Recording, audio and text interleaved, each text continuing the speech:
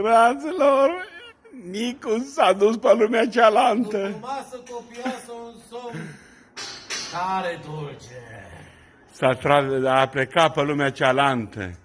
A plecat, că el are dorință, tot spune, să plece pe lumea invizibilității, care vedeți. Întoarce-te înapoi, vino în trupul tău, vino Duhul lui Nicolae Grigore Maramureșanu Bosu, vino înapoi în trupul acesta, că mai avem de călătorit împreună. Amin. Să văd dacă vine.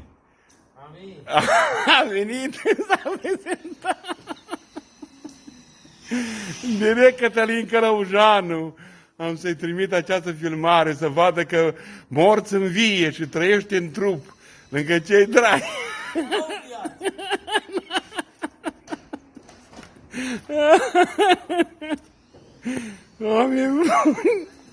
A cambiat cu tătul.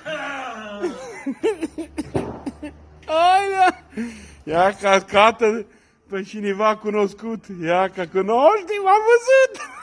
Ești următorul.